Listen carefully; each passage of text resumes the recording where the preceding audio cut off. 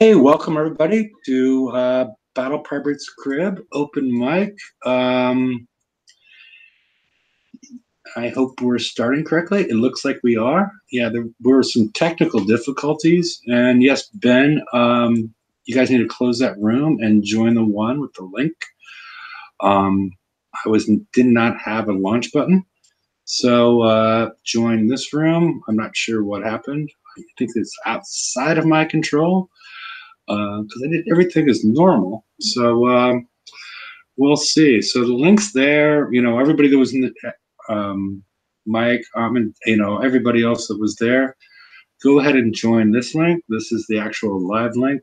I'm not sure what YouTube has been up to, but this one worked. So you guys, everybody out there that never joined an open mic, I'm here, so you can join too. Hey, Two Doors. Confirmed link works. Yeah.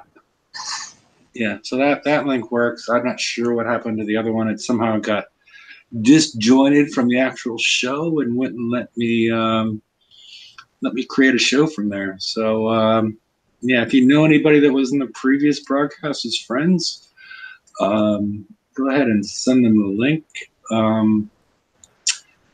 But I guess the main thing we're going to talk about at this point is you tried, but you failed. Okay. VXP weekend and potential. We'll talk about VXP weekend first, and then potential impacts on what you would think about as far as are we learning anything as far as how this impacts our builds? I'm not certain. At least to me, it seems like the damage is a little exaggerated in certain parts. But let me go through the line and introduce everybody from left to right. Magic Mike. Hi, everybody. Happy VXP. Lady Cat. Hello, hello. You skipped me. Not yet. I'm using the YouTube version. Watchman. Hi. And Two Doors. Hello, hello. Ben. Hello. Then I'm next, and then Admin. Yes, hi. Hey. And this is Hefe, and hope everybody's having a great VXP weekend, and we'll talk about everybody's welcome to join. I'll post the link's still sort of there. Post the link one more time in case you want to talk about VXP weekend and what we're potentially learning from it. Now that we have our flagships and the rest of our ships are potentially built a little bit better, and maybe some strategies to deal with the XP weekend by itself. So, how is everybody doing with, the XP weekend? Even though I've heard it causes hurricanes, I'm not certain. Well, at least hurricane landfalls in the U.S. It's been rumored, and this has been 2 in a row. I know it's a small sample size, and if we start seeing hurricane landfalls in the February VXP, we know something's going on at that point. So welcome everybody. Feel free to join the show. And how does everybody feel about the performance of their flagships in these targets? Has everybody seen our Razor Tails and Bat Rays in the other targets? I mean, in the previous targets. I only managed to pick up both the flags in the last raid. I've just finished building the because I never had the bat, so I only had the Razor Tails. So I've just finished building the bat. I've got the last normal bat to do, and that'll be finished in about 8 hours. And then I'll start my VXP weekend with a full fleet. So basically 4 bats. I'll start the new fleet, 4 bats and the flag bat. So I haven't had a chance to do the VXP yet, and I've been working all day filming the wedding, so I've not long got in, but. I'm seeing the weapons on the new bat and everything, and it looks good. So I think, and also as you can use it to do a few other tasks outside of the raid, It seemed to me a good idea to build the bat fleet as well this time around. So. Yeah, I originally started with the bat fleet, and it's the thing that I noticed that I thought was a little bit unusual is we've always seen this exaggerated. The first time I went out, I killed the whole target with I had my bats that were already built, and then I added in the Brennus, and really exaggerated damage, even more than we saw in the raid on my flagship. Doesn't have any armor, but it already has what shows in the display in my shipyard and in my dock is 99% resistances. But it's taking way more damage than the other ones. Not like I saw before. It was like I was getting like 10% damage when I ran it. I got 10% damage on the rest of my bat rays, and I got about 65% damage, 65 to 70%, man, probably 65% damage on my flagship with the 99%. Is it the same build as your regular bats? Yes, yeah. So I haven't put I haven't put armor on it yet, but I was seeing with the bat, I was seeing that trend that we've been seeing previously get even more exaggerated in this target, that the flagship or the whatever in the number one slot. it's like a reverse of priority targeting, yeah, where they're actually hitting the most powerful ship. Yeah, it's just hitting the number one slot. Yeah. Yeah. Well, I'll tell you what. Here's my take on it. It might help you. The damage that we receive are twofold. You got the explosive damage, which is splash damage, and you have the torpedo damage, which is accuracy based. Now, whichever ship you put in first will be targeted by both, and the toughest damage is the one coming from torpedoes. So, and the only thing that counters that is the evade. So what I intend to do is my flag finishes in 2.5 hours, but I'll refit it. I'll use the new armor, the one with the evade and the explosive and the concussive. The hydrofoil armor. Yeah, exactly, the hydrofoil. And put the two Gatling guns on it. I'll have an evade of 77% on it. And I'll have a resistance of 100% explosive and 99% concussive. And then I'll leave the rest as it is, because it will be their job only to mitigate the explosive damage, not the torpedo, not the concussive damage. So I'm hoping that combo might work. That's my take on it. Yeah, or more, another way to look at it is the accuracy-based versus the splash-based. That would be the other way to look at it. Yeah. Because you said explosive and concussive, and we don't. I don't know if everything that looks like a rocket is, is it all rockets, or is some of it depth charges that are actually doing concussive damage? I'm not sure if there's like a mix in there. Regardless of what they are. Yeah. No, I'm just saying splash versus accuracy, because we don't, versus concussive versus explosive, because sometimes they cross over is all I'm trying to say. So, anybody else's general opinions? I'm going to ask you, Brian, since you appear to be concentrating hard. I'm just looking at my ships and trying to figure out what to do.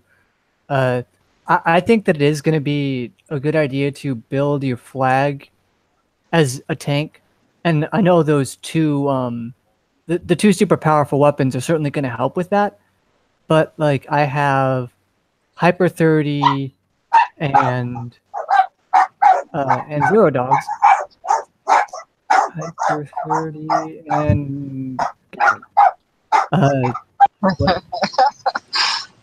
Hyper 30 and an evade upgrade slot.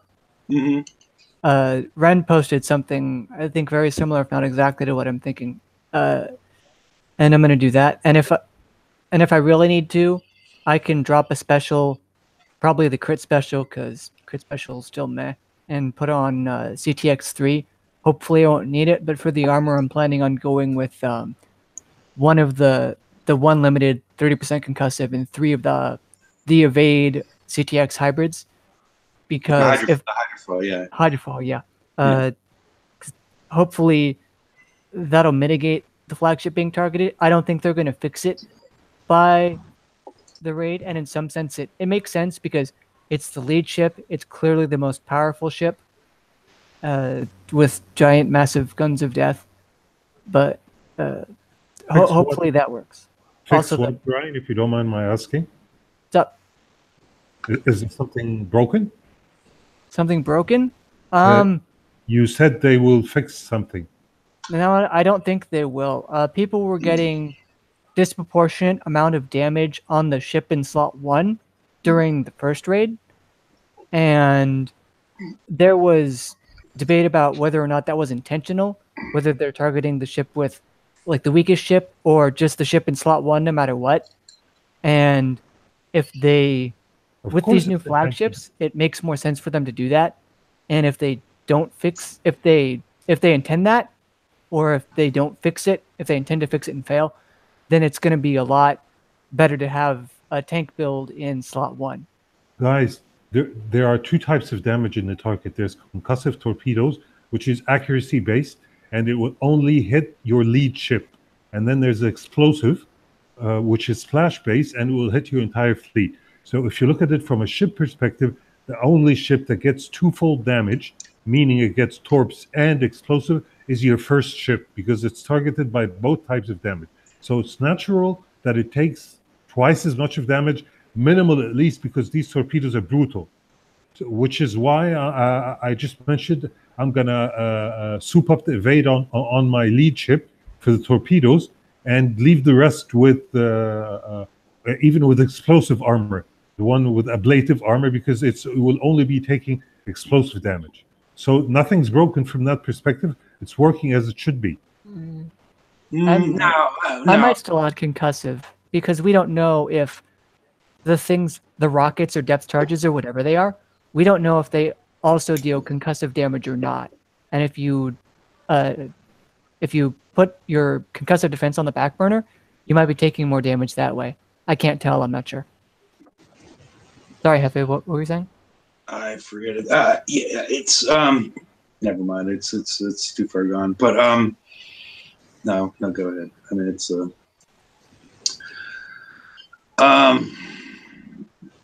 anybody else have any thoughts? I mean, let's talk a little bit, because we want to talk about. I wanted to talk a little bit about the actual VXP targets prior to getting to the build ramifications.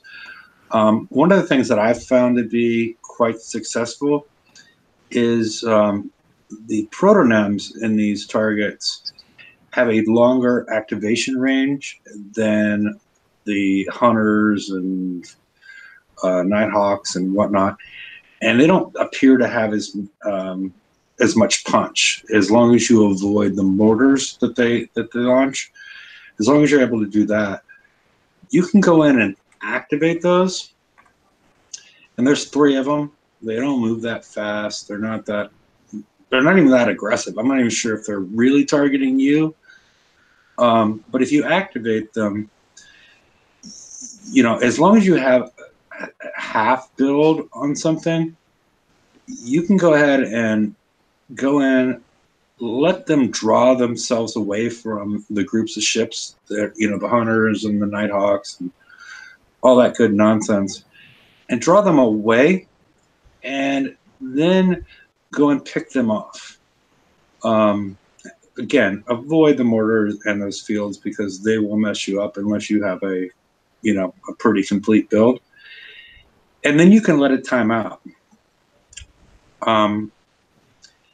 And you're going to get your maximum offensive damage delivered VXP.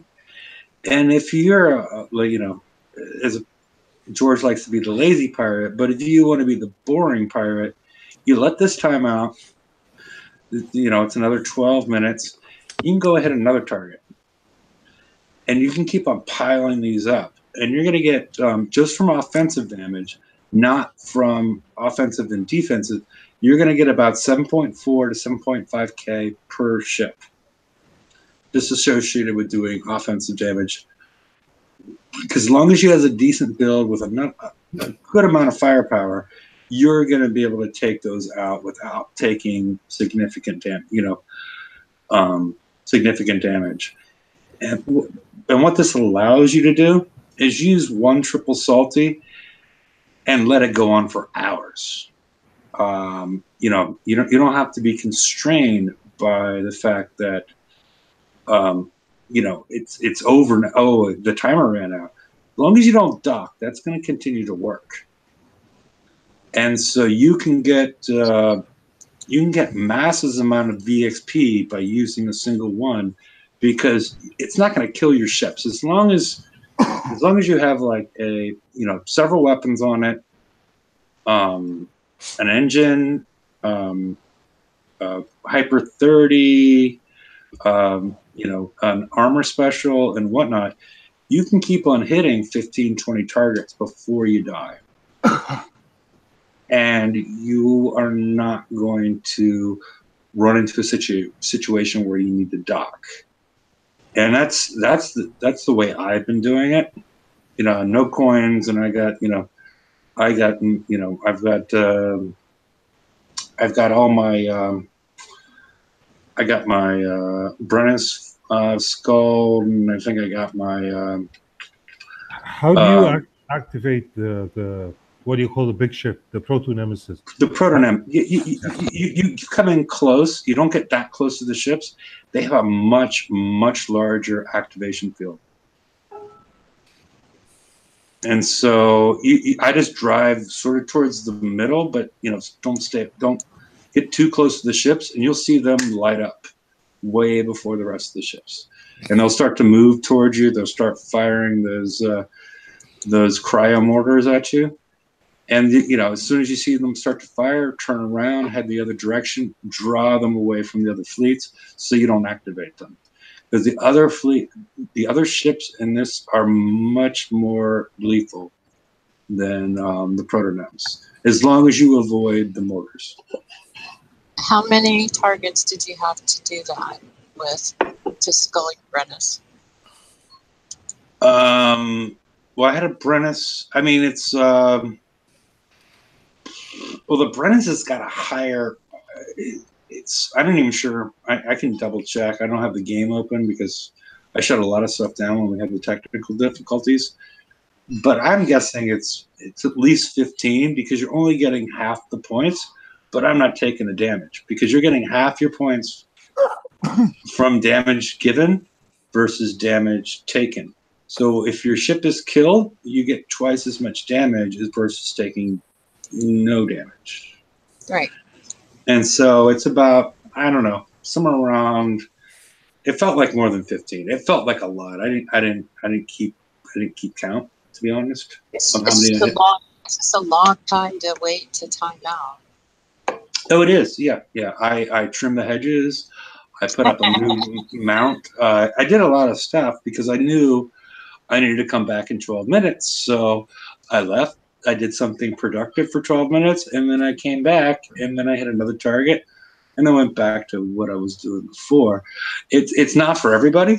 I mean, some people would prefer to coin that, but I was doing stuff in the meantime. You can make dinner, you can do whatever you want. I mean, you could watch TV. But that's the way I was doing it, and it takes full advantage of the triple salty, which is difficult to get. And so, like I said, that triple salty could stay out in the water for hours and hours because I never had to dock it. So it kept on being affected while it was out in the water. Hang on. The triple salty expires when the timer runs out. Yeah, but it still works until you dock it. Really? Mm-hmm. Pretty much all crews work that way. I had thought that if you started a battle with a timer at 0, it wouldn't work. But that shows how much I use crews. Because that's what I was doing. I killed a couple for the lulls and the Defender VXP tokens, and also kind of just as a test. But after that, it's like, well, I take 3 hours of damage doing this, 2 to 3 hours, even with a really good fleet. And then I just pulled the first 3 and there's no way that I'm not saving a lot of time. Just 15 minutes sitting there, no big deal. I'll do something else. Versus a couple hours of repair, no question. Do you know that actually works? Like, I mean, have you tried like going in when the crew was still in time, and seeing what you were getting, and then letting one run longer and see what you're getting? Because I know, like, if I use a Grease Monkey crew and it's on the map, like when the time runs out, it will tell me that it goes back to normal repair time. So okay, even if I haven't docked. Yeah, but if you dock with the Grease Monkey, so you have a damaged fleet and you dock with the Grease Monkey, and you're still repairing at half time, you know what happens, right? Until you mess with that, you're going to repair at half time until you've completed the repair. Yeah. Okay. Yeah, I'm just saying, if I was on the map and I've got like an hour and 30 minutes with the Grease Monkey crew, I'm still out there and I haven't docked, even out on the map, after an hour and a half, you're not getting a half repair. Okay. I mean, I don't repair on the map, so this is really a question for me. No, it's like when I've been doing raids and used the Grease Monkey crew before, previously, just running around for an hour and a half like a bull in a china shop, and just getting it done quickly. After that, an hour and a half, that Grease Monkey crew's out. That's why I was asking the triple salties, because you're saying that they can carry on working if you don't dock. But as we don't know how many VXP points we get until we dock, because it never shows you what you're actually getting at the time when you're in the target. Has anyone actually tried going to the end, seeing go for, what is it, 40, 50 minutes or something for a triple salty? I forget now. Right. And seeing what you got, and then going on, then putting another one on, going for another like an hour and see how much the difference was. To see if it does actually carry on after its time has technically run out. Yeah, you're all welcome to do it. I mean, it's it's part of the experimentation with the game. But no, I haven't. I don't get that many triple salties, so I didn't. I don't have the ability to make that sort of experimentation. No, exactly because you were saying they keep going. That was why, and I was thinking. Well, I can't. I launched my fleets. Yeah. And then I launched my fleet, and I came back, and my Brennus was at 71% with one launching and one crew. I mean, I could be wrong. And then I launched them a second time with some Razor Tails. They came back, of course, Scald, and then they came back at, I think I said the number earlier, but high 60s, and I messed up. I started the show, and I got some lag, so pretty much it appears that most of them, they might have put a fix in for the Grease Monkey, but anybody's welcome to run that experiment and let us know how it works. Yeah, I know there was some that was working that was like working over the allotted time if you didn't dock with them or something like that. But I just obviously I haven't tried it myself. That's why I was asking if anyone has actually tried it, and can confirm it. That they were genuinely getting that it was still working, because you don't want to be going out there and then hitting a load of targets, and you're really just getting your normal amount. Instead of like 3 times the amount you get with a triple salty. Because I've actually got a few triple salties, so it doesn't bother me. I'll just put another one on. Well, yeah. If you want to do the experiment, if you want to do the experiment, let us know. I might have to go at it tomorrow once the fleet finishes building. So I'm not going to call it fast. It'll be done in time for and then I might have a little go at that. Yeah, because I've always thought like when you're in a target, and on the left-hand side it shows the crew as being active. I assume that it's active. Because even if it's been expired for 2 hours, that crew is going to still show up in the left-hand corner as being active, and I'm assuming it's working. And I didn't mark down how many hits how many hits I made, because you get you're getting 7.4K per ship from damage done, 7.4K if you lose your ship completely, per ship with a triple salty. So if you guys want to use that number, and maybe Laredo's here to tell us that triple salties, Laredo, do they wear out if you don't dock them? Templar's more likely to tell us. Laredo's not going to tell us. What do you think? So that was my recommendation as far as one way to hit the target. But you need to have fairly, your ships need to be fairly solid in order to go with that approach. The other approach is micro repairing, which is going to wear out that triple salty or double salty, because you need to have about 1% of your health in order to hit a target. And with the 100, you sneak down across the bottom just to make sure all your ships are going to be able to hit something before they get killed. Just sneak across the bottom of the 100, come up and sneak up on that battleship, and even with a 1% health, you should be delivering enough damage to max out or get a significant amount of VXP from that. If you're going the micro repair, which is again 1%. Or you could throw in some ship that has a lot of health, like a Conqueror that you would want to be ranking up. And then you only need to put up, a couple seconds on each ship, and that's going to balance everything out. Rado said the salty does not work after it's expired. What if it expires in the middle of a target? I don't know. I mean, No. Still counts. A crew will continue to work in battle, even if it expires. But as soon as the battle ends, the crew expires with it. That's what I know. Yeah. Okay, so what happens when it still shows up in your interface on the battle? Yeah, it shows that it's there, but it's not active. Laredo says it just means it's attached to the fleet. Exactly. It's not active. It's not contributing. Okay. I mean, wow. So I did it better than I thought as far as grinding out targets. Okay.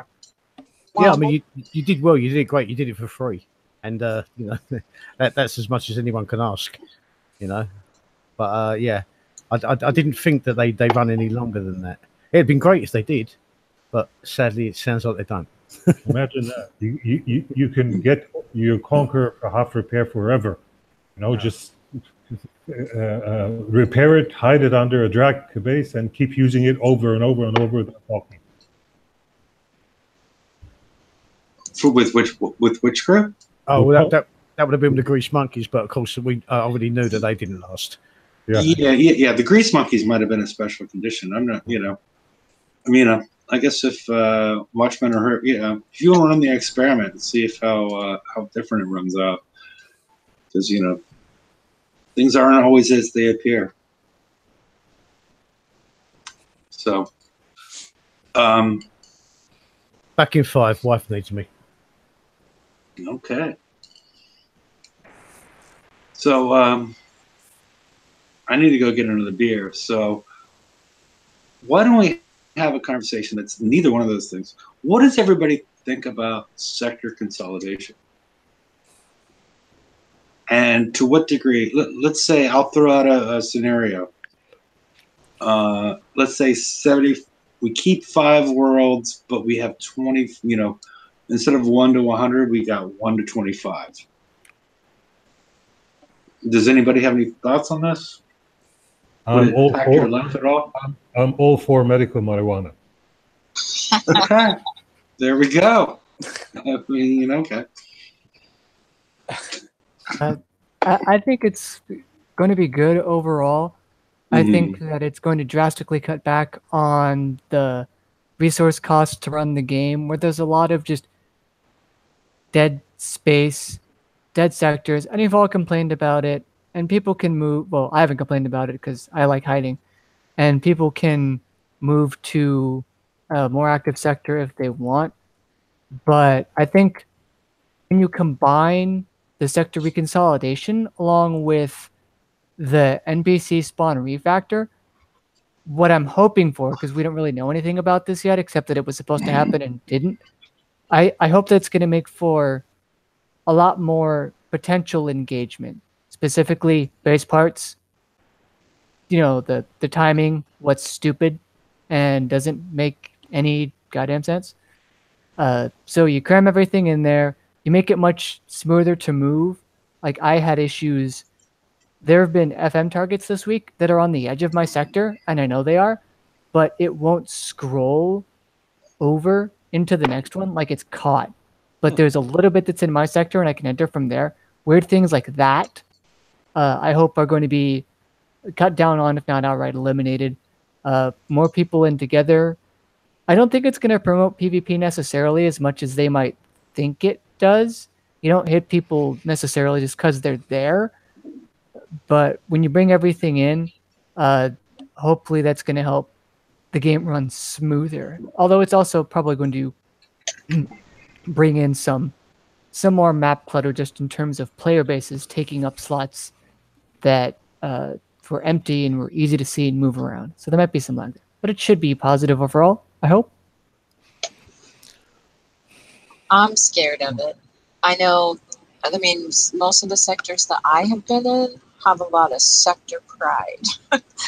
And, people have been in the same sector for years and years and years. And you're forcing a change on them that might be very negative for them.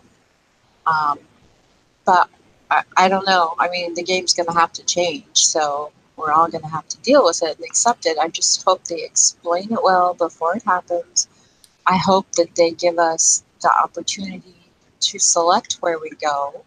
Maybe tell us what they're going to do so we can jump to a particular sector before it happens and have the ability to jump if we don't like where we end up.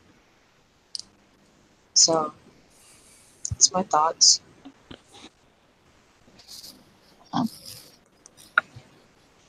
My worry is not enough NPC targets on the map for everyone with that.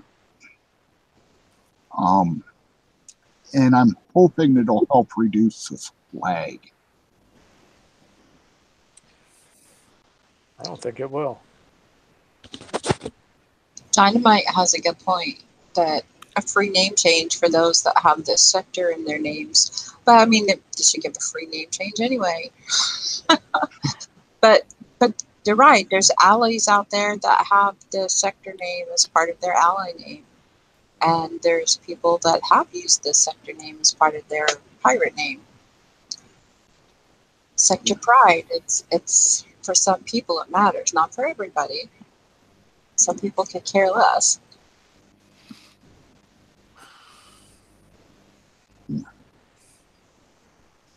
I just hope that, I would like to see them just cut it in half. 50 sectors per world.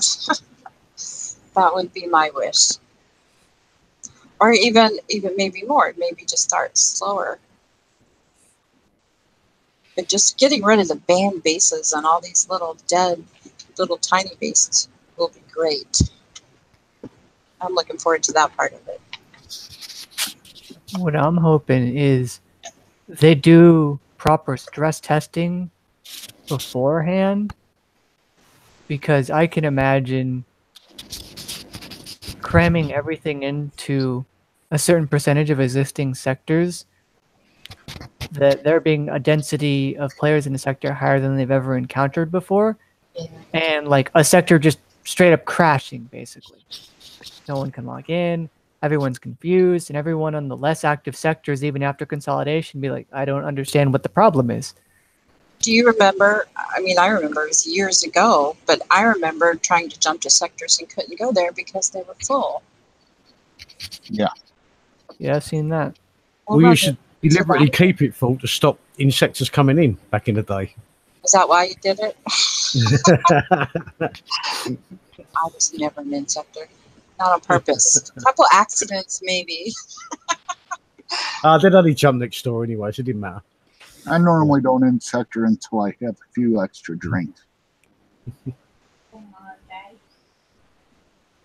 Well, I guess we'll have to accept whatever they do. We don't have a lot of choices, but hopefully there'll be enough communication before it happens that we can voice opinions that they'll listen to.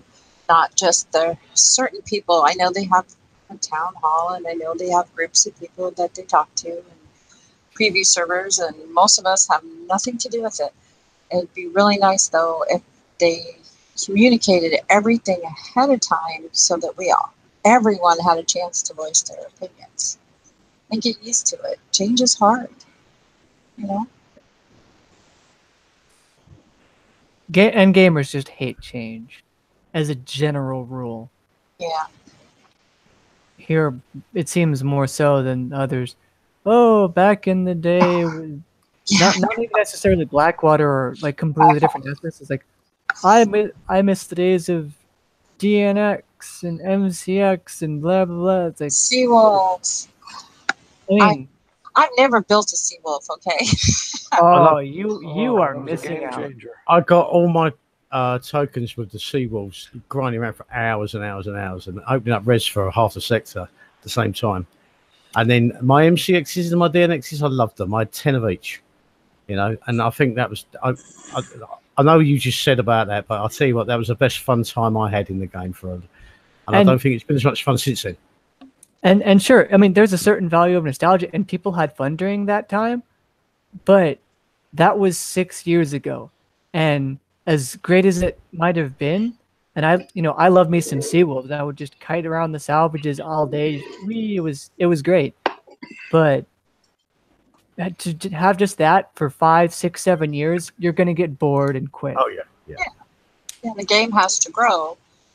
But what happens when it grows too much? But it's just had massive swings. Now, actually. Those swings weren't subtle little steps, were they? They were giant bloody leaps. That's been the problem. You know what I mean? It was like it went from all or nothing. You know what I mean? I think in the days of the DNX and the MCXs, it was pretty the base's defense and attack was quite tight, so it was more fun. But now it seems to be it just keeps pendulum swings all the time, and they just still haven't found the balance since. You know, that's been a problem. You know what bothered me was I started about 4 years ago, and I watched all the big players. Of course, they were probably what was the highest level back then, 50, 60, or 60, 70, 80 maybe. I watched all these end game players or big players do things so easily because they had the biggest fleets and they could do these things, and I couldn't wait till I could get there so I could play easy too, because I had to grind it out the hard way and spend so much time in the game to get there, and I finally got there, and it's not easy, and I have to work just as hard to stay there. Yeah, it's just as hard or harder to stay a high level player than it is to become one. Yeah, I go back to the floating fortress days. I don't know if anybody knows what I'm talking about. That's even before Blackwater. No. Okay. Yeah, the floating fortress. I had something like 15 of them.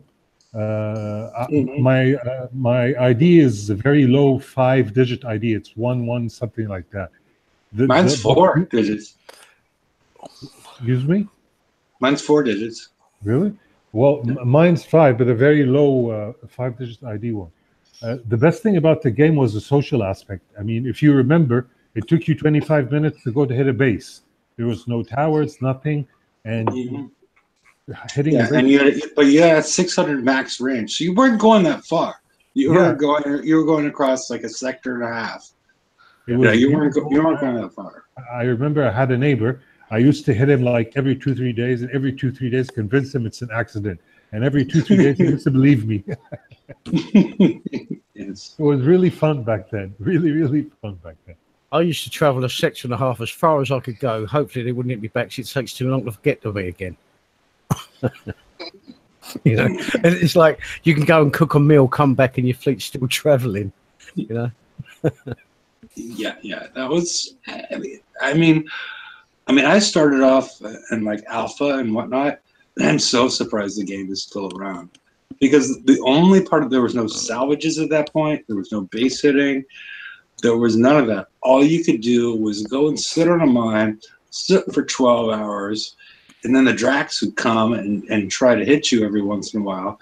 and then somebody, you know, one of your neighbors would come over and try and beat your ship, and you couldn't drive because it was, you know, you had to sit there for 12 hours.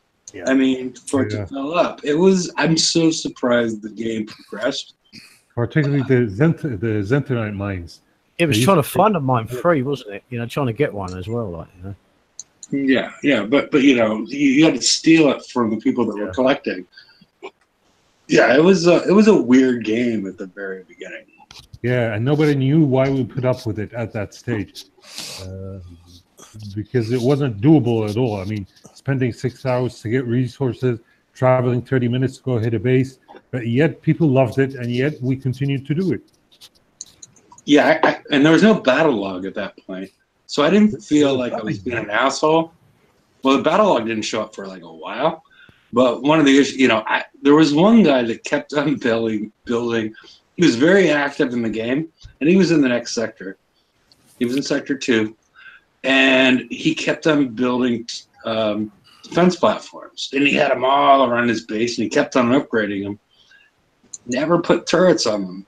So I would just, you know, every, you know, day or so, I just go in there and take all his resources because, you know, it was just columns with no guns on top of them. And so I would just run through them, and I got a good amount of resources doing that. And I would have felt worse if he knew it was me every time that was doing it, because there was no battle log. He didn't know who was hitting him unless he was online at that point in time. That's when base hitting started. But I'm talking before that. The game was something else before that. But yeah, a guy knocked me off. Attacked my fleet on one of the mines. What's it got to be 6.5 years ago? I've hit him every time I've seen him since. It's like, yeah, I still owe you. I've not forgotten. Yeah, I just want to put a quick thing out there. Does anybody have on the water with a expired salty crew?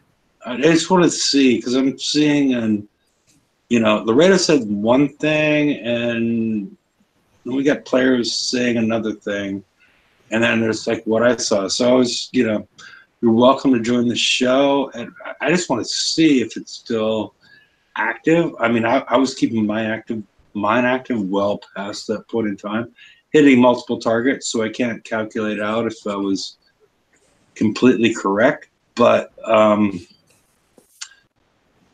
not certain, you know, I'm not certain what's going on here with that mechanic.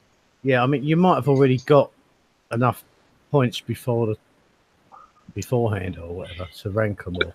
No, but ones you did after, you know. I don't always believe Kickstarter. So, yeah. No. The crew expires when the timer runs out, and it's just there cosmetically, you know. Yeah.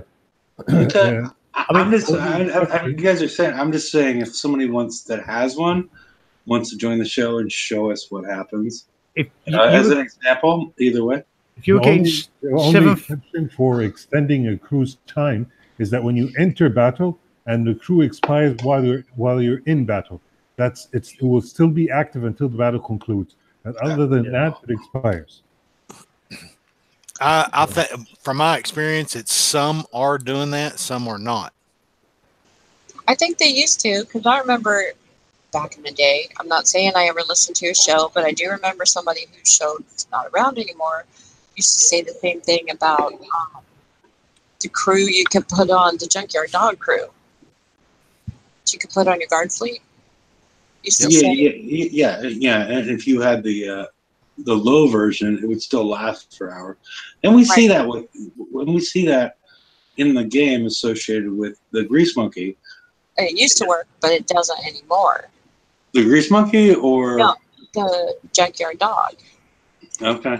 So I'm wondering it doesn't, because it's not doing anything. Even if it's working and it's giving you critical hits, you will never overcome the deflection of today's conquerors. So you can't see for yourself whether it expired or not. It doesn't make a difference at all. Right now, the Junkyard Dogs, it's useless crew.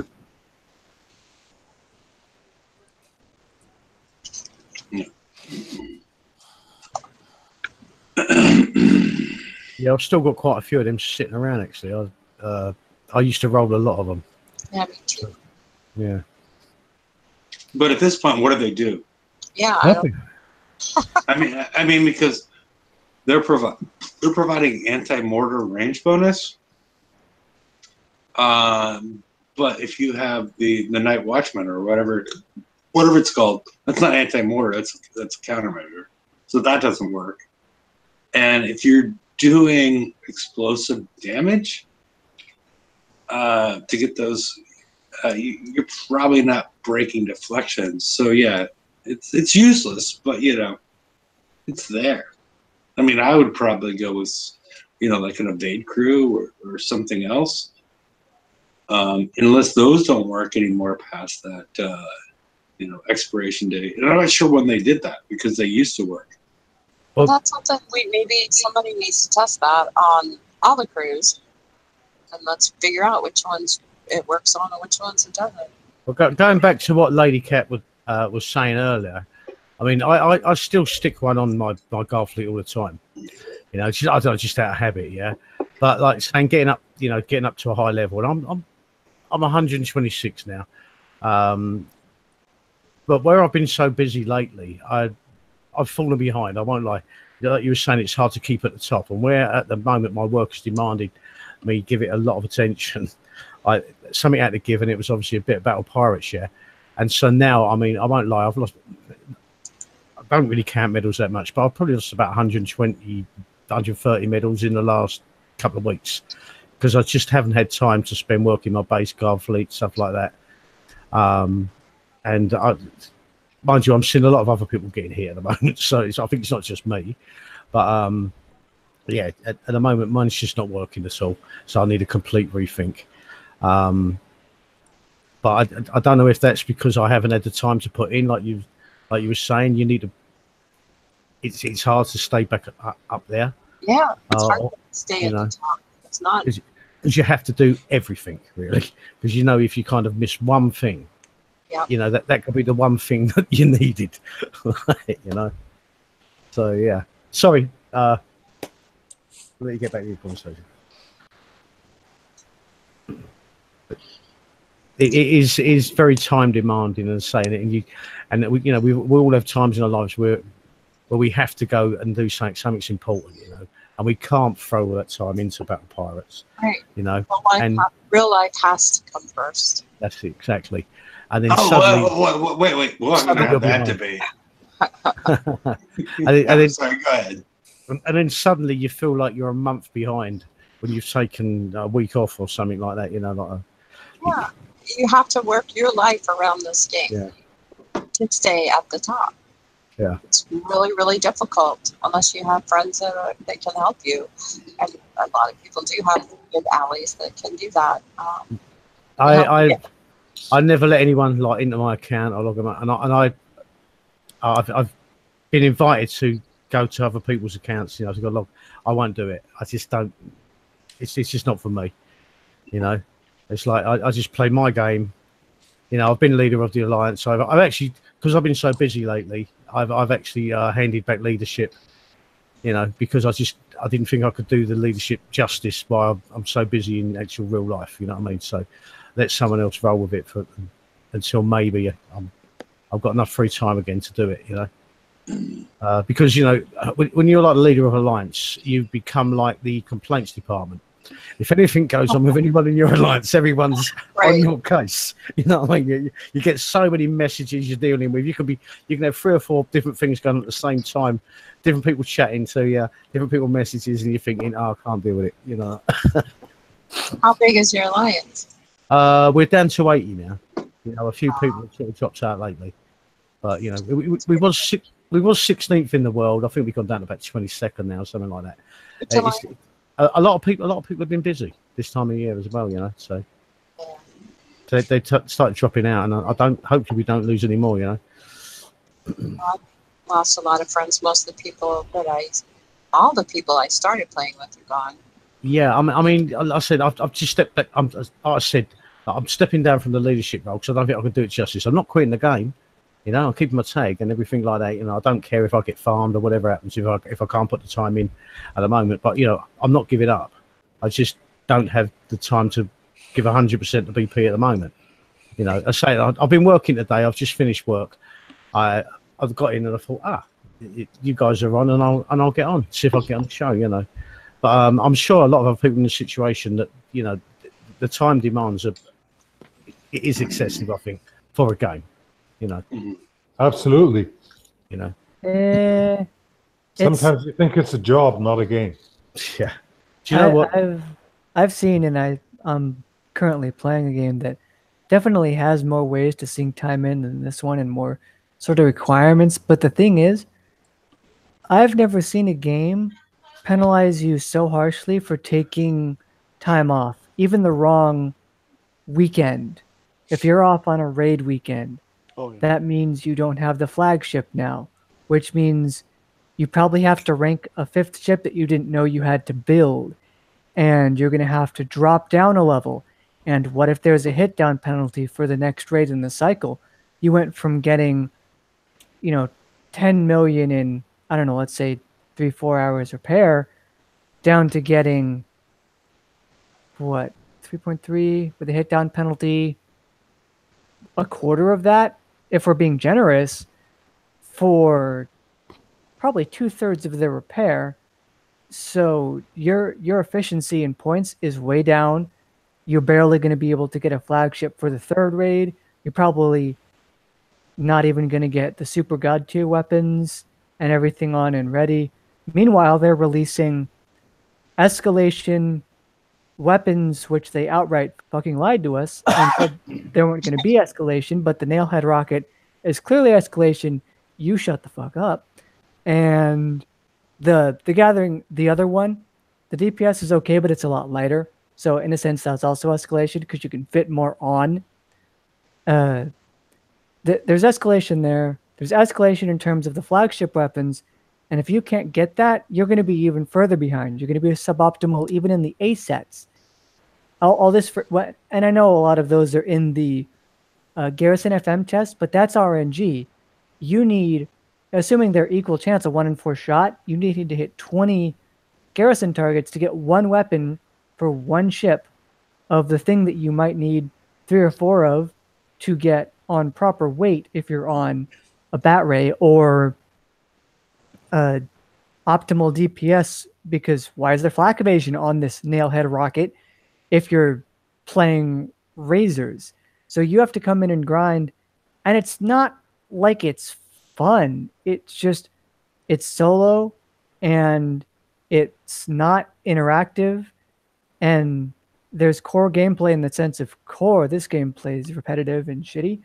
So it just, nothing about it is fun, and you have to do so much of it. If it was more active, maybe it's just not fun. So it's all good.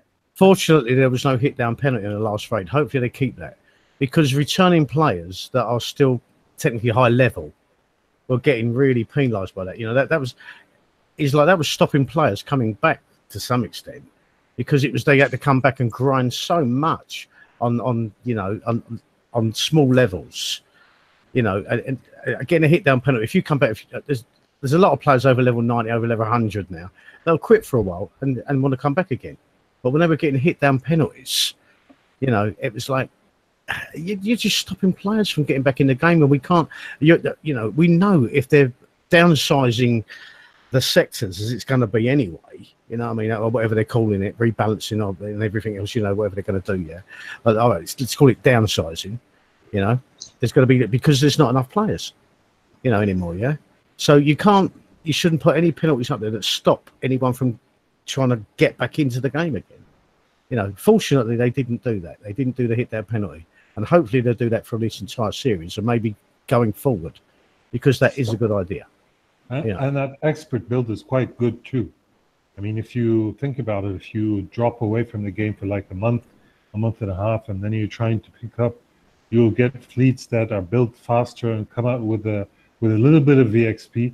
So it's one of the few commendable things that I like about Kexhigh, the expert build. in That's- both the that- conquest. That's providing you've managed to build everything. Like you managed to upgrade all your dock. Yeah, you need the top shipyard for that. No, So I, if you have top I OP finished my shipyard, conquest yard. I finished my conquest yard, and I'm building a curator right now. And it saved me a day off, and it will finish with a 1-star VXP. And it's a fairly recent ship. I mean, the curator isn't that far away. Speaking of VXP, people in chat are asking that we discuss VXP weekend. They want information. Who did 100s? Who did 50s? We did go over some tips, Mustafa. Go- 100 give. go back to the start of the show. We already talked about Yeah. it. Yeah, we did Not talk really- about it. It's the same as the last month. I have a question. I've got the Razor flag. This is the first time I've used it. Was tonight when I got home from work and could do VXP for the very first time. I'm sorry. Those circles, speed circles. That is so weird. Is anyone else having trouble getting? That's the aura that you get with that flag. Yeah. Well, it's the first time I've seen it. It's Quote, a unquote, spitter, they aura. call it, or Yeah, and it's both. It's in the Brennus and in what do you call the other one? Occam. Occam. Razor too. Yeah. They both have this small ring in front of them. It's, I don't know. It's somebody being cheeky at Kickside.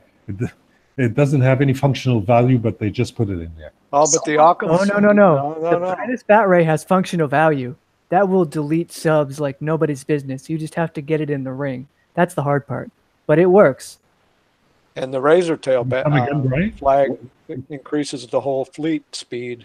Yeah. If you stay in Yeah. that. In that Yeah, but that ring in front of the Brennus, what does it do exactly?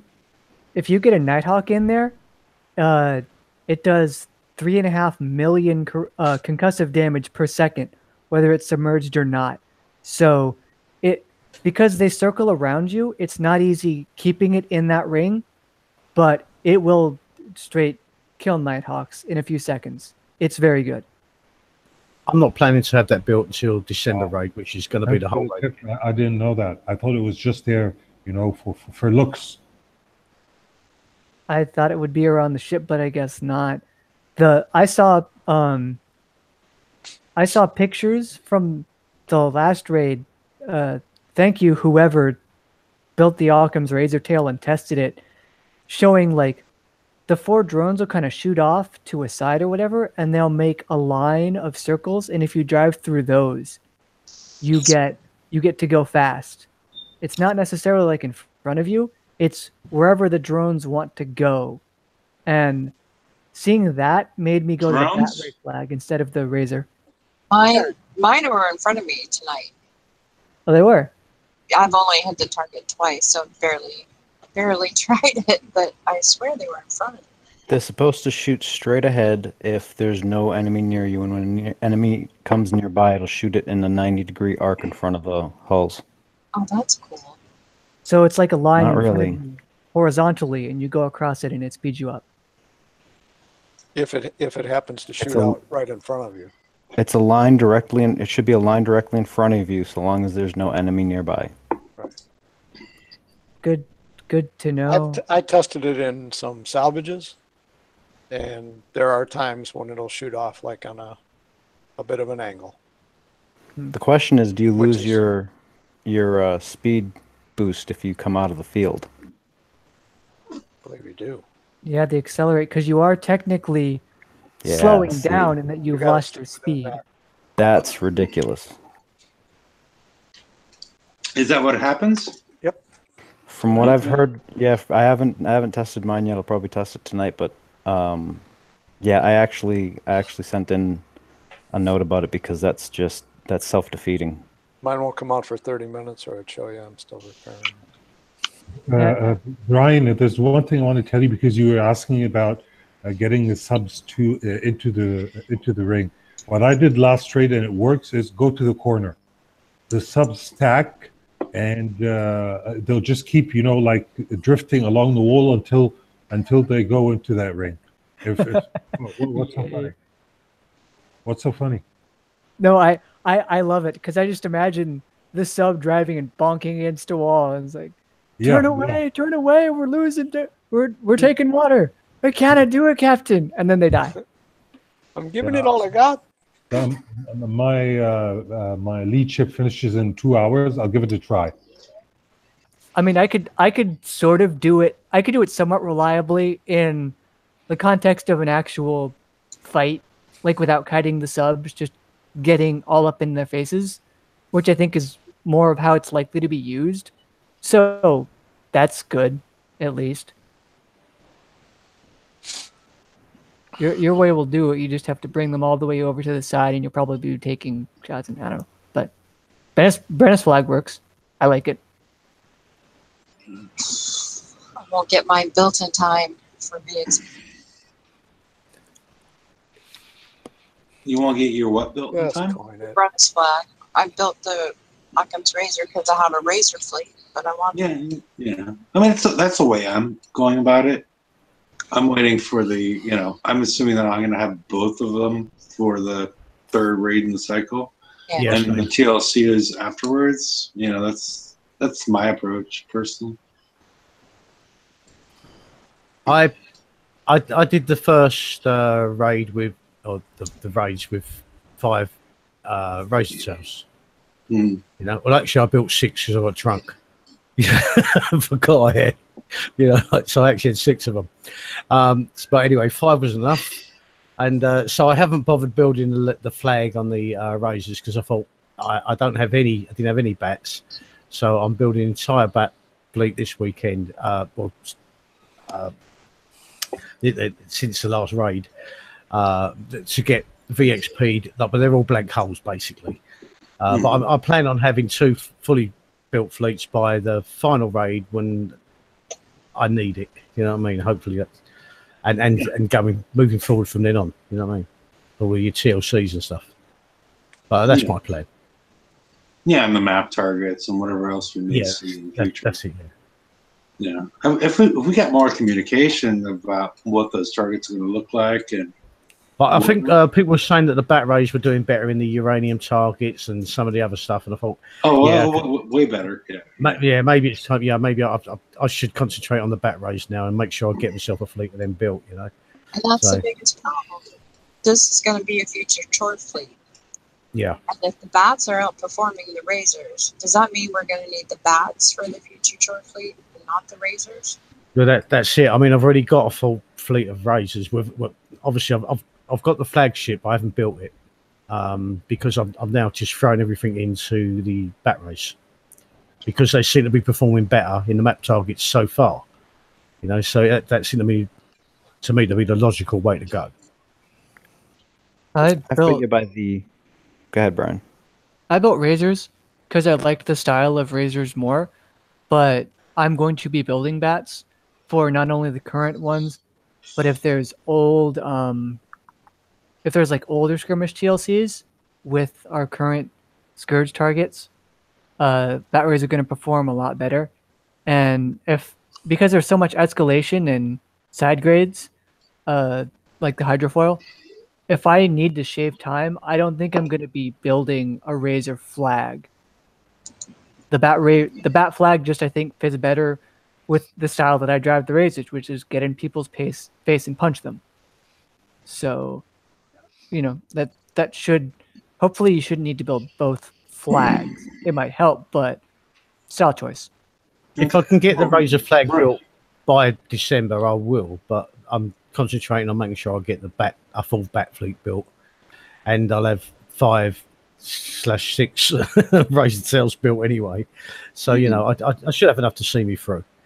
I mean, I should have all of them built, but I think the biggest question is going to be by the end of the cycle, which one does best on auto? Because when these go to the map, I don't want to drive this crap like this. I mean, the way that they have the flag set up, you're going to be driving offset like we used to do in the FM, and that's a pain in the ass if you're going to be doing it all the time. And Brian, I was curious. You mentioned that you decided you liked the Razor Tails better. What was that based on? That was based on Uh, more so, I didn't like the idea of having to sort of kite around and have to do a lot of turns and micro and quick succession that the bat rays require. But where did you get that from? So I'm not trying to be a dick. It's just sort of like I'm trying to put it into words. I know, and I'll give you a little bit of time because what I saw from the video that was released by them, which was the main source of information, I was left clueless. It was like boom, boom, boom. This, stuff gets blown up. It wasn't like I didn't learn that much from those videos that was released prior to anything. Did you learn? Is there something that you learned from that? I'm not trying to be a dick. I think more so that the razor tails do maybe a bigger spread splash damage, and it was like more of the what you call like a blitzing fleet, as opposed to the bats were more of what we used to call a skill fleet, a bit slower. It was a shorter range, and I made that assumption from there. It's a shorter range ship, and so you assume it's going to do more damage and it's going to do X, Y, and Z, but how did you feel about how this was communicated to you? Did you feel the way it was communicated to you was proper? It's pretty much what I'm trying to say. Choose wisely. Yeah, I didn't think it was communicated very well. When I tried to think about how each of the targets would play out based on the post, the giant, what's a skirmish cycle, whatever the heck post, I figured that with the bats, you'd kind of start down in the corner or wherever, and you'd drive up, but when the smart torpedoes shot at you, you'd have to keep them in that range long enough to kill them, and that means you'd have to do a bunch of technical driving and turns up and around this way and that, and have to go in on reload timers that we weren't necessarily sure how long those reload timers would be. So having to micromanage the fleet and just get it in the turns well enough to kill all those smart torpedoes. And the only reason I can see that you would need to kill those smart torpedoes that much is that they would do massive damage and massive concussive damage because your concussive resistance on the bats are inherently lower. So 5%. Yeah, go ahead. Yeah, you'd take a lot more damage if you made a mistake with that than the razor tails would with the higher concussive resist. And I didn't like the idea with my connection and also kicks lag, which doesn't exactly help when they're shooting two proto-nems full of those mortars at you, because so many particles on the screen induces lag. I don't care what anyone says. All that twisty and turny driving, it didn't really appeal to me because you're not even kiting a target to keep it out of range. You're just trying to not die. And to spend so much time in a target to try to only not die just didn't seem fun to me. And the razors will go through those, albeit, they're hit by a slow field, and sure, that's fine. But you get up there, you get in people's faces. There's no, I need to keep this Nighthawk a little bit out of my range, the 2 or 3 unit range, whatever it may be this time. I get in there, I make it surface, I punch it in the face, we're done. And with shorter range and all the resistances and just driving under the mortars, it really fits in with the style that I like to play, because I can't be arsed for technicality, because connection and this game sometimes tries way too hard to be technical and difficult, and it misses the mark sometimes. No, I understand. No, I was just trying to ask. I was just trying to figure out, like what the input that you got that made you, come to your decision. That's all I was trying to get at. So. Gus, I'll say one thing about the raid this time. The targets weren't too big. They didn't take too long to do. It wasn't that bad. We didn't have to be in there for, for ages. You could get them done pretty quickly, especially with the razor tails. Anyway, I mean, I haven't, as I said, I haven't built a bat ray fleet yet, and but with the razor tails, you could get the targets done pretty quickly, and get the job over and done with. Yeah, I am considering putting out promotional thing. Bat Ray rules, T-shirts for anybody that wants to wear them. You still have to buy them, but it's a possibility. But I'm sorry. Go ahead. I'm sorry if I broke up the conversation with the Bat Ray rules T-shirts. I mean, there's gonna, the way it's going to be presented, there's going to be a lot of underboob. I'm not going to be doing it, and George is not going to be doing it. But we'll hire somebody else to just sell the T-shirts. Yeah, you just Photoshop it under her. Yeah. So I'm sorry. We can move ahead, on this whole thing. I heard Lady Cat volunteered for that modeling job. Gonna go on mute. Go away. No, I just want to ask, what did other people think about that, actually? Because I didn't think the targets were too big. Sometimes you can be traveling around a target. It seems like this target is huge, and it gets really monotonous. But you could do them quite. I thought the time it took to do a target in the last raid was actually okay. I didn't mind it. I just hope they don't escalate, make them bigger and bigger as we go through. I know we've only the next 2 raids. Hope they don't make the targets bigger. I'm still sour about the last raid. I'm very sour about the last raid. I mean, whenever everybody was doing this, whether it's Bat Rays or Razor Tails, whichever one, what was the repair difference between the two? I don't know. You know what I mean? That all depends. I mean, I at the beginning of the raid, I was doing them for anywhere from I think it was 149 to 212 was my range on auto. And then they, adjusted, quote unquote, adjusted the damage. And that adjustment did more than just damage adjustment because it negated my build. I know when I was talking to other players that were in alpha that tested before and after, they saw like a couple minutes difference, like a 1 to 2% change in their damage. And I was like at 27 to 36% damage increase. Yeah, I didn't manage to do any of the raid last Thursday. I was actually out filming another wedding last Thursday. So I didn't manage to get my raid started till basically Friday morning. And the same as I've been out filming the wedding all day today, but I managed to finish early and then just get on here, because I'm just chilling out now. Yeah. I sent a message in to one of the guys that I know, and I was like, yeah, Gridiron freaking Monolith version 2.0 pricks. I was so pissed. I'm still pissed about it. As for the time for the target, I'm like, I think it's gonna depend very much on what they have planned for the flags. I mean, if they're going to expect us to offset drive every single time, that's gonna be a pain in the ass. So, I mean, what I'm probably gonna do is, because I did build my razors to do, I tried to build them to auto so I wouldn't have to worry about the map targets. And I actually have 2 CM ships.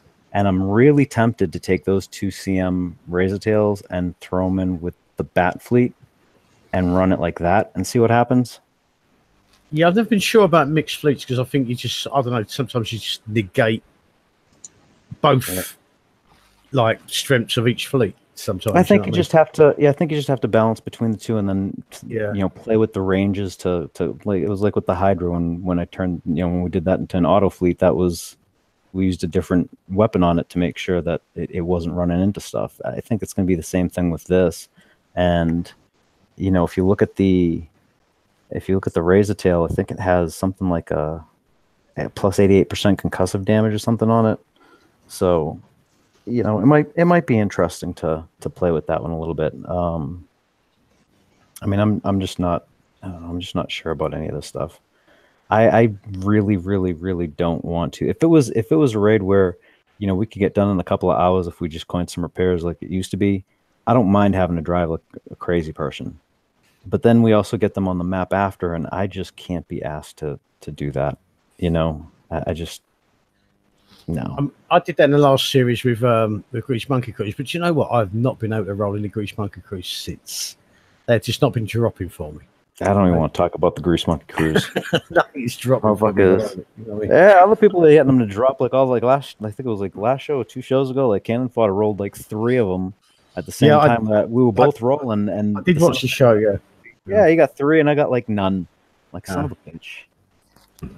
Yeah, I think I watched it like the next day, but yeah, I did see the show, but yeah, I think I get nothing now. I don't know, they dried up on me. Yeah, I'm having the same kind of luck with the shop because I go in for the daily deals. I cannot find a generic shipbuild token, and I haven't in the longest time. I get Manicore tokens or Conqueror tokens, structure tokens. Yeah, I've got that's what I've got now. 2-day structure, 1-day Conqueror, 1-day Manticore, base parts, metal alloy ×3, and 12-day structure repair token. Yeah, I'm looking for over a couple weeks now. I'd spend coin. Have you guys noticed that the 12-hour ship build, the generic 12-hour ship build token, has not been in the daily deals in like forever?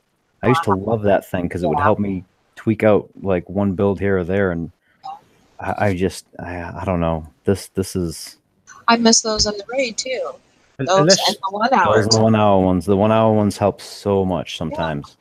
Yeah. You get hit, and instead of finishing at 11 o'clock at night, your build now ends up at like 1 in the morning. I don't want to stay up until 1 in the morning, so what do?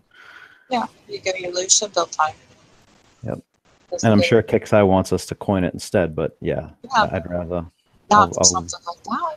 Well, I'm probably going to have to coin the last 6-8 hours of my build just to get it done so I can get it ranked VXP, the entire fleet. So, because I'll have 5 ships. I'll have the lead, the flag, Bat Ray, and 4 blanks. But I might have to speed that up, the last few hours of it, then take them out, just to get it done. If another token doesn't drop tomorrow for me, that, because I've used all my weeklies now, like finishing off the Bat Flag. So, but no, there don't seem to be any generic build tokens been coming through the daily deals for ages. Yeah. They've all been they've thrown a lot of Conqueror ones, but they don't seem to do like generic build token. I had a 2-day in there today. I had a 1-day yesterday.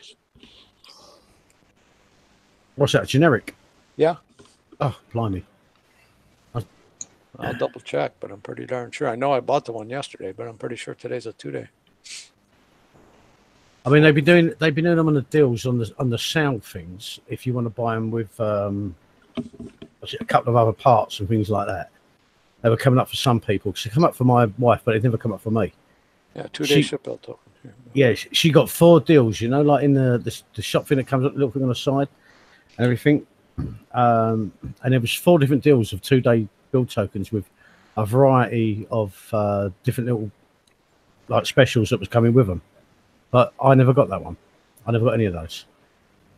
Mine were for stuff that I've already got, basically, and built. And I've got no idea why they offer me stuff I've already got.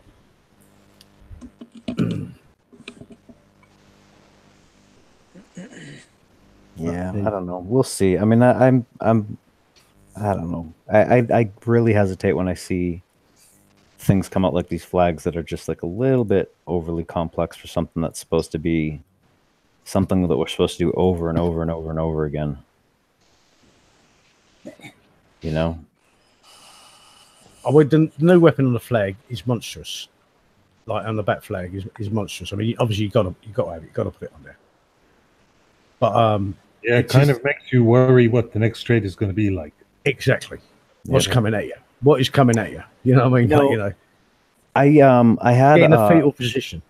Yeah, I had the full, like I had a blank of all the I had the Brennus and the oh my god, I'm blanking on the damn, what the hell's the name of Batwing, whatever the fuck it is. The rest of the fleet, the bats. So I had all 5, and I didn't have any countermeasures on it, and it was going slow because one of them didn't have an engine. But I did have my armor special and one of the weapons on the Brennus. And I'm going to tell you, those mortars hit, and it took 2 volleys of those mortars, and it was dead. So I don't know how much damage is coming out of those mortars, but man, they're a lot. This is in the VXP. Yeah. Yeah. On the Brennus itself, right? On the Brennus itself, yeah. Well, I ran into an issue earlier today. I don't know how many people have Shipyard 6 yet. But just to let you know, whenever you do the daily campaign, the Reaver Tide, right? Whenever it hits the base or whatever, if you have any time, if you've put any time into your ship build, make sure you put it inside your base where it can't get hit, because there was a glitch before. Whenever you had Shipyard 5, whenever the Reaver Tide would come, it would destroy your shipyard if you have it on the outside of your base, and it would go back to the original build time, right? And then you could go to the map or refresh or whatever, and it would reset the time back to the original, what you've already put into it, right? It didn't do that. I had to send in a ticket today because I'd already had 6.5 days into the Brennus Bat Ray. And then all of a sudden it shows it went from 3 days, 5 hours left on the Brennus Bat Ray build. After that Reaver Tide, I hit repair and it showed 9 days, 18 plus hours. So you're not going to have it for VXP? They've already fixed that for me. Oh, that's okay. That's good. So yeah, no, Kickstarter support actually did me right. They've done everything correctly, so I don't have any problems with that. I'm just letting everybody know that there's a problem with the Shipyard 6 possibly. Yeah. Great. I just started mine too. Brian, just for giggles, if you get a chance, just see how many mortars land. The first volley of mortars, I went down to under 3/4 health on the Brennus, and with all the hulls in there, the armor special and one of the weapons and the explosive resistor for the engine and one Gale 3, which I have on there, my resistances to explosive is 99.8294, and somehow, even with that high of a resistance, just one volley of them fucking mortars got me down to less than 3/4 health. If you want to play with that. I've got a bunch of Gales already, and my ships are repairing, and I can't be arsed. So, I mean, we only half joked about everything doing 1 million damage, but when you have 1,000 ship deflection and 99.82% resistances, it's way above 1 million. Yeah. That's insane. That's a problem. And this is why I worry. How did we end up at this point? They had to. Man, I have no idea. Where the difference between 99.0 and 99.99 is so fucking huge, and we can't even see it in the game. How did we end up at this point? So speaking of which, I actually did get a chance to talk to someone about the display, because what was it? There was, what the hell did I find? There's one of the display stats actually does go up to 2 decimal places. So I had pinged damn, who was it? First it was Robot, and then I pinged someone else, and they're actually looking to add that into the stat block, because where we have the, especially this raid set where everything is like that important for 99 plus. We've got to see it. So they are looking at it to see if they can actually do that to the stat block soonish. Yeah, because it's invisible to most of the players, and I'd say that 95% or more of the players are not that mathematically savvy that they can work out exactly what they've got. It should be displayed. Yeah, the flagships. If you have the flagships with all the auras in there, the CTX3, the 18% armors, the combo armors, and 2 of the weapons, the 50% thing weapons, and then one Gale 3 and the explosive engine. The max I've been able to pull out so far is 99.961. And then 99.966 for concussive.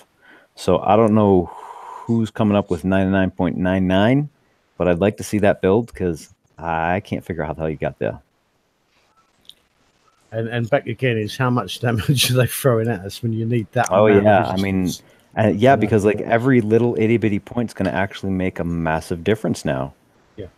So and it's not displayed to us. That's right. more my issue. Yeah, there were. If you have 98.5, it shows 99, and if you have 99.49, which is a huge difference, you're still showing 99. But if you have 99.5, you show 100%. Yeah. So, but they did acknowledge that, and they are working on it. So that was a plus. That was a bonus. Because that was, because like we had a regular little discussion about it, and they're like, yeah, you know what? Why is it like that on this and it's not on this? And I'm trying to remember what the hell it was that I found. Was it the Tide Seeker? I'm trying to remember which stat block it was that showed a percentage going up to 2 spots. Yeah. There's some that show 2 decimal places, but yeah, it's weird. I don't know what to say. Everything needs simplifying now. Everything needs explaining. Except we know, like with the turrets, explaining how much damage they're really doing and stuff like that. The ships, how much real resistance they've got and stuff like that. Right. Because let's be honest, there's so many specials out there for everything nowadays. You could probably take a college degree course. How this game works. How everything works on it. I don't like if you're delving into it from scratch and haven't done it. I mean, it might seem overwhelming.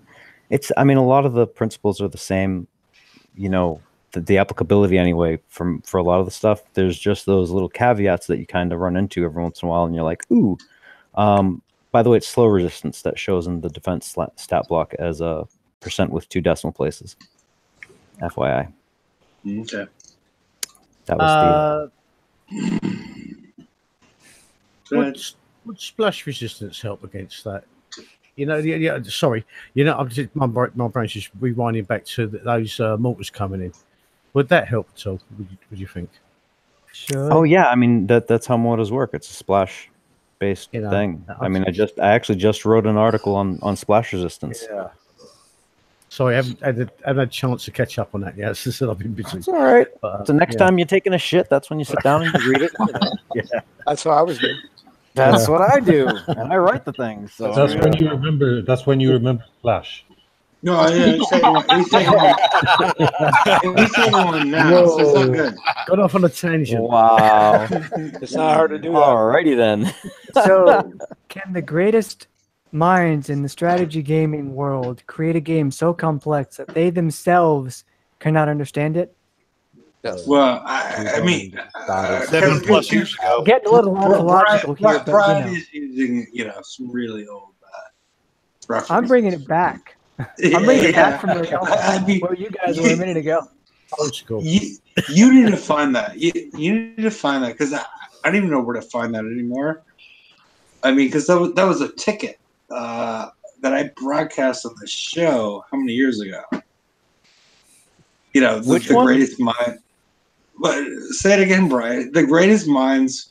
The greatest minds in the strategy. The greatest minds in strategy gaming. It was something like that. Yeah, I remember watching that. Yeah, there was a ticket that was filed, and this was the response from Kickside was that the greatest the greatest minds in the strategy gaming world are working on this, and so it's all cool. That's basically what it said, right? Or did it say more than that? Pretty much. The greatest minds in the strategy gaming world have a really weird turnover ratio, but there we go. Mm-hmm. Yeah, it was interesting what they said, but yeah, that was a response from customer support a couple years ago. Yeah. The problem is like you just said about the continuity, isn't it? Where we keep losing, like kick staff, new players come in. It's continuity, you know. We were following on from where the last bunch left off, and knowing what the last, basically, knowing what the last bunch were doing, or what happened, and how to sort of move it forward sensibly rather than just a complete and utter change. Proto ships. Yeah, exactly. Yeah, you know, it's like, I don't know. It's not joined up writing, is it? You know, it isn't. It's just like everything is a new group coming, and then we see a complete change again. A complete swing of ideas, and I don't know. I mean, one thing I'm thinking about is, does anybody want to share their Proto Apollo builds at this point, or should we do this next week? You know, it's a good possibility because it's the next prize that we're getting is the Proto Apollo. I mean, we gotta wait for the weapon and special with it, right? But I'm asking everybody to speculate. You know, as far as, well, you know, what are you going to do with your Proto Apollo build at this point to hit the SSRB target that we haven't seen yet? You know, Proto Apollo. What? We're getting Proto Apollo. Yeah, sure. Yeah, we're getting Proto Apollos in the next raid cycle. That's the main prize in the next. Oh my God. Okay. Yeah, that's why I brought it up. You know, if we want to talk Proto Apollo builds, you know, who's going to be the front runner on the Proto Apollo builds? Brian? Pretty sure that's going to be Ren. I'm going to put myself on mute. Sorry, Ren. I'm just checking my in storage while I saw it left. The only thing I've got left is a Zoe's Apollo. I think everything else got scrapped ages ago. Like, you know, that's the only one I've got left now. Yeah, I just didn't have space, you know. Yeah, Proto Apollos. Good God. Yeah. So George, you have anything on the Proto Apollo build? Oh man, I haven't even finished building my other crap, so fuck that crap. No, okay, whatever. You know, I'm just putting that as a joke because, yeah, Proto Apollos is the next thing, and they've already volunteered to try and take that one on. Okay, but they've already pretty much told us it's a non-starter. Well, that's why I could do it. Okay, yeah, but basically the Proto Apollo is a non-starter, and I'm like, that's the main prize for the next raid cycle. Mm-hmm. And if you look at the whole raid cycle, it's like you get the prize, you get the flagships, you get the Proto Apollo, and then you get the prize for next time. I've got to admit, I like my Proto Side Seekers. You know, they're right for the daily skirmish. They just walk it, like, and most of the you know, a few of the other things they do, and even in the SSRBs, they're pretty good in there as well. You know. I've gone in with other fleet that helps other people prep with those, and they've done pretty well, you know. So they're not great, but they're quick. They have TLCs for that, right? Or was everything in the raids to get the prototypes? Wasn't it TLCs? Yeah, there was, yeah. Yeah. And the Proto Apollo, because the Proto Apollo does not. Oh no, the last one wasn't for prototypes. It was just for normal tide seekers. It wasn't prototypes for this raid series. Right. It was the original tide seekers, I think. Which I've all I've got from that is a Harlock's tide seeker because that can spot subs on the map. That's the only reason I kept it. I grabbed my tides too. Yeah. Yeah, all the rest are gone. But you could get 99 days worth of them tokens. So if you wanted to build them all over again, it was up to you. Okay. So okay. I don't know. I guess I'll let it run till 9. I'm not gonna complain. But go ahead. I was just looking at the time. You know, running over 2 hours by too much is, an issue. But I'm what going to do, grab another can of Stella. yeah, there you go. I think we already got into that. What is the point of something like the proto-assault fleet if they pretty much told us they've given up on that? It's like the proto thing is like for the SSRB, and we still haven't got to level red, and it's something they're going to give up on, and they've let us know they're going to give up on this. Do you think they'll give up on the SSRBs also? But then, what are new players going to hit to get their R&D? Yeah, well, New fucking idiots. I could bring back the low-hanging fruit girl. People complain that I brought her back too often, and I'm not sure that they properly appreciate her. Now I could watch the show every day if she was on it. see, I have good news for you. You can pause and take screenshots and save them. yeah. They'll be there whenever you want. Yes. No, I am disappointed, but people complain that I put up the low-hanging fruit girl too many times because I think she works for the she works for the show. She's she's low-hanging fruit girl. There's no No doubt. yeah. It's not like she should be trumped in any way. Didn't mean to get too political on that one, but I was thinking of a way to rescue you already, man.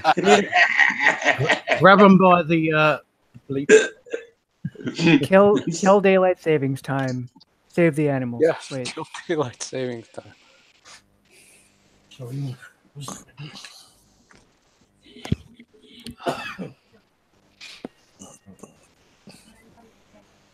And he's gone. Oh, there. No, I'm here. I'm just So should we go to the should we go to the after show or because I do need to get into the beer at some point soon, but these things happen. But should we go to the after show, or does anybody have anything to say on the live show? Because we have been going for an hour and 46 minutes. Yeah, I don't think we have any new information. Okay. All right. Well, thank you, everybody. We may have an emergency Sunday show, but I doubt it because nobody gets back to me when I'm like, community, hey, what's going on? Emergency Sunday show for what, though? Is anybody learning enough stuff? And is anybody learning that much? And what we're going through right now with the VXP targets that we can provide build advice to players afterwards? Probably not, man. Like I said, until we see what they expect of us with the flag, we got our thumbs up our asses. And we don't know what they'll do to us in the next raid. Mm-hmm. Okay. Yeah, that's the only reason I brought it up. But refactoring, yeah. Yeah. So as well. I'm gonna go to the after show, and I'm gonna post the link on the right hand side, and feel free to join us. And see you Wednesday, if not sooner. And